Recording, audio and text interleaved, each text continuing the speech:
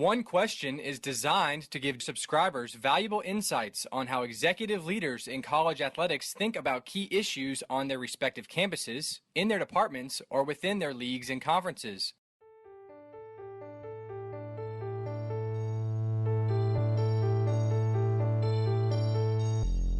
Greetings, this is Ty Brown and welcome to One Question, where we highlight executive leaders in college athletics. Our guest today is Armani Dawkins. Armani is the Senior Associate Athletics Director and Chief of Staff at University of Oklahoma. Greetings, Armani. Thanks for joining us. Thank you for having me. Now, Armani, in 11 years in college athletics, your experience is varied, right? It looks like most recently you were in student athlete development. You have spent some time in event planning for fundraising. You've worked in human resources. Special assistant to Kevin White at Duke. You worked with Nate Pine when he was there at Holy Cross. And I think in general, you've worked with a number of elephants in the profession, and you have had your hands in a number of different areas of the profession. So it makes you pretty well rounded with only 11 years in the industry. Yeah, I've been blessed. Some would say lucky, but I think, for me, luck is being ready, right, when the opportunity presents itself. But I think diversity of experience, both with leadership, obviously working, as you said, under some of the elephants and the giants in our business, to working with a first-time AD in Nate Pine at Holy Cross. I think that's been extremely unique about my journey in college athletics. Looking at your experience, you left Duke as special assistant to Kevin White, who's an elephant in the profession, like you mentioned, and then you go work for Nate Pine, first-time sitting athletics director. Tell me about the transition and experiences there when you look at leadership and how you help the leader to be successful at what they're doing. Right. So I think, having not sat in the chair before, I can't say what it's like, but I do know, regardless of the AD, you have to come in and listen. What is their vision? What are we trying to accomplish here? And how can I be of most service, right? So I think with a Kevin, somebody that's been in the game for so long, he knows what he likes, he knows what he doesn't like, he knows what works for him. Transitioning to Holy Cross with Nate, trying to figure it out as we're going and really stepping into that role of how can I be of most assistance to him. When I was there overseeing student athlete development, Nate had challenged me to come in, blow it up, revamp it, re-energize it, start from scratch, but this is my vision for student athlete development. So I was very, happy with the fact that he really let me run with it and create. But again, it all started with just, Nate, what is your vision? What are we trying to accomplish here? I'm bought in, and now I'm going to go execute on that. Right. And I imagine to him that helped, especially where you were coming from in terms of your experiences. Just bringing in ideas from other places you've been probably helped him feel comfortable in giving you that authority. Absolutely, and I think it was a moment for me of power of the network. You don't know what you don't know. I reached out to colleagues across, my background had been in Power 5, and just what are some things you all are doing, and then how do we adjust it to make it unique and specialized for the Holy Cross student athlete experience. And so I know sometimes it's easy to say, well, we don't have the resources of a Power 5. True, but we're still trying to accomplish the same thing, which is making sure our student athletes have the best experience possible. So I couldn't have had a better foundation going from Duke, the NCAA, Duke, to Holy Cross in terms of being able to lean on colleagues across the industry who were truly experts in that student-athlete development world. At the time, Risa Lovelace up at Oregon, Corey Pinkett was at K-State at the time, now at Baylor, Reese now at Maryland, reached out to ladies like them and what are some things you all are doing, programming, and then, like I said, just put a twist on it and made it, unique and special for the Holy Cross student-athlete. Right. So then you go working for Pine, first-time athletics director, and you come back and you get hired, at Oklahoma for another veteran athletics director, and Joe Castiglione. Now, my assumption is that he brought you in with the position of senior associate AD and chief of staff to enhance the culture at Oklahoma athletics. Of course, for many of us from the outside looking in, it seems like Joe seems to have created and is always maintaining a culture for success there. But I wonder, from your point of view, why was it important to bring that type of position on? As Joe and I went through the process of bringing me on and his vision for the role. I go back to, what I've said a little bit before.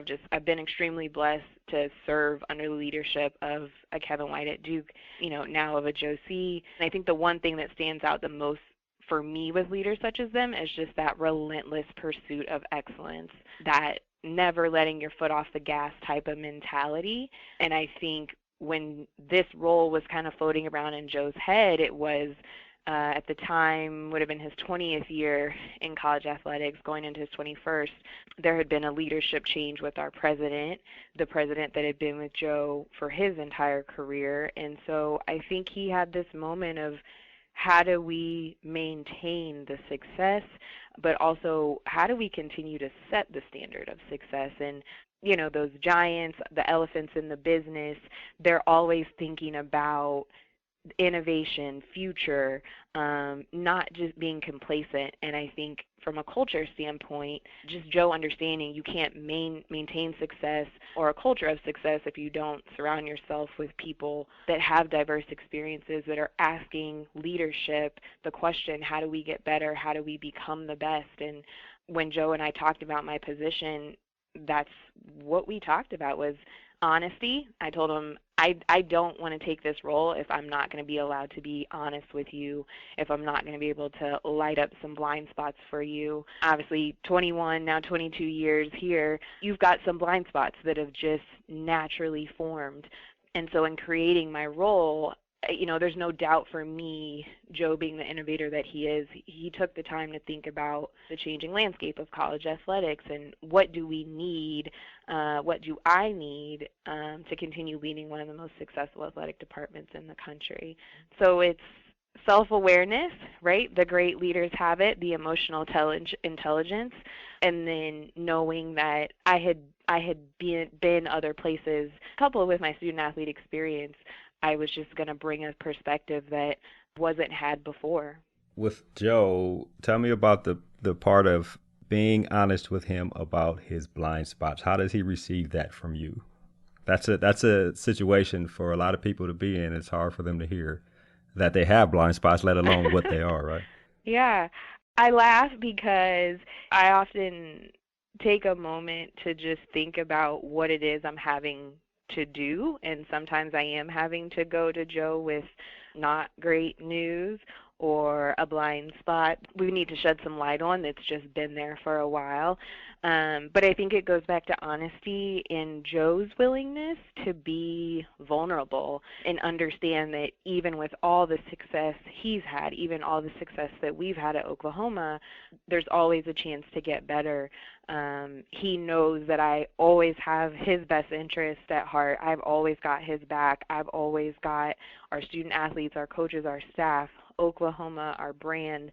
I always have the best interests of all of those stakeholders at heart. And so I'm never going to bring something to him that isn't worthy of his time or a second look. But I think he and I's relationship is rooted in a lot of vulnerability and just honesty and trust. Right. I wonder about the role that you do. If you were to give a couple bullet points on how you would describe some of the technical things you do in your role to help enhance the culture. First and foremost, the role is about, advancing and advocating directives on behalf of Joe. That is simple, short soundbite of what that is. I'm also tasked with optimizing our investment in communication operations and our staff resources. So the best way that I've heard it described is Nina King, who serves in the role at Duke, saying it's air traffic control for Joe, in her case for Kevin. And all these different plates are spinning, and I'm navigating what needs his time, what needs his attention, what could be a potential threat to the department or to him. Specifically, I oversee risk management, a lot of our operational and analytics planning, forecasting. I'm often sitting with Joe and he's run across an idea or he's talked to a colleague and it's, hey, we should look into this. Are we doing this? Obviously the big one, driving revenue. So it's almost for Joe, having somebody that I've had all these ideas or I've seen things that I want to do, and we just haven't had that kind of catch-all role, to execute on some of that. It's a lot of delegation. delegating. It's a lot of getting the job done through others. So important to build the trust with staff here and know that if it's coming from me, if I'm asking you to do it, know that it's coming, from the highest level, know that this is something that's a priority for Joe. And then just making sure, I'm staying focused on bridging the strategic goals that have been provided by Joe with the tactical requirements of the, different functional areas in our department. Okay, so you come into this type of position, which sounds like there's a whole bunch of information. Tell me about what you've had to put in place for yourself to be able to handle this type of broad spectrum. For me, the biggest thing is break it down, and I actually have a little sticky on my desk that says break it down. Right, most of the times when a staff member, sometimes a student athlete, a coach comes to you, it's this hair on fire, giant problem, the house is burning down, and how do I take a moment to pause and go through the steps and think about how do we find a solution, or how am I able to offer advice. So that's been a big one for me, just reminding myself to break it down. Also constantly checking in with Joe of just our priorities, and some of that is me saying, Joe, this needs to move to the top of the list, and sometimes it's him saying, no, this is more important, and just always checking in with, our core values, our mission, what are we trying to accomplish here, and whatever the issue is, whatever the topic is, how does that fit into all that. I think I learned in my first year I can't be all things to everyone if I first don't have a grasp on what I'm supposed to be doing, and I think that was really important. My role, I wasn't filling a role that someone already occupied. I was trying to define the role while I was in it and teach people about the role, while I'm in it. And so I think for me it was just clear communication, being very intentional about reaching out to people, and this is what the role is, how can I help? Even if there's nothing you have for me right now, I'm another resource at the senior, administration level. I wonder about this. I'll ask this last question here. We'll wrap up. But I wonder, in your time there, in terms of evaluating the job you've done, what type of programs or processes have you implemented that have made a difference in helping Joe enhance the culture there in Oklahoma athletics? So I can't take the credit for starting this group, and this is really Joe's brainchild, but we do have Athletics Department Staff Council, which we shorten it to ADSC, and that group is dedicated athletic staff members, and they're tasked with enhancing and communication across the department, recognizing staff and their accomplishments, and celebrating our staff, and just continuously thinking of ways to identify improvements across the department. It was pre-existing, like I said, but I've come in and revamped it and re-energized it to be more inclusive of our staff and put into action the suggestions they've had to enhance our culture. I think that was one of the biggest things for me when I came in was we did a survey, we gave this feedback, and then nothing happened. And then within Staff Council, we have our 4 subcommittees: diversity and inclusion, staff engagement, recognition, professional development, and events. And all of those are programming, different workshops. For example, we had the Sunday night kickoff against Houston a couple of weeks ago. Long week for staff, no Labor Day holiday weekend. So we did a staff appreciation week where it was delivering breakfast. It was, hey, there's a snack cart coming around. We did a raffle, just things to keep staff lifted on such a crazy week when we knew outside of here people were making Labor Day plans and most people had, the Friday game or the Saturday game. Once a month, I remind our senior staff to pause and think of ways that they can celebrate staff, preferably staff that is not within their direct area of oversight. If your direct supervisor praises you, that's one thing, but for somebody that doesn't even work in your area at the senior level to say, hey, you really knocked that out of the park, or hey, you guys did a really great job on that, coming in and realizing how much that means for staff. So just as busy as we get as senior administrators, they get that monthly reminder from me of just, hey, did you pause this month and think of a way to celebrate staff? And then the one that I'm probably most excited about is I went to Joe and again, lighting up a blind spot of how we do compensation adjustments or raises here. And is it a transparent process that supervisors feel like they're empowered to have a voice, to have a say beyond just, the traditional staff evaluation? So with Joe's blessing, created a salary review committee and spent some time just looking at history of compensation adjustments, researching how we had traditionally gone about that, and most importantly, giving supervisors a chance to say, I've got some real rock stars on my team that, unfortunately just they haven't received compensation adjustments. Can we shine a little bit of light on what they're doing? And so feel really good about that review committee, really good about the process, and I'm confident some good things are going to come from it. It's all about listening to the staff and needs, understanding that I can't, no magic wand can't make it all happen, but I'm listening, and we are trying to continue pushing the culture forward and, like I said, not only maintaining the level of success that we've had, but setting the standard as well. Well, Armani, the things you mentioned sound like they are definitely something that will help enhance the culture for success there at University of Oklahoma. I really appreciate you joining us here on One Question. No problem. Thank you for having me. I enjoyed it. That was Armani Dawkins. She's the Senior Associate Athletics Director and Chief of Staff at University of Oklahoma. And of course, this is Ty Brown with One Question.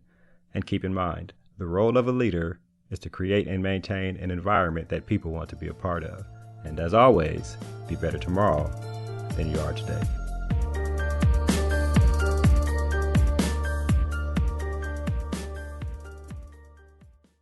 This episode of One Question is produced by Spades Media Group, solving problems using creative leadership.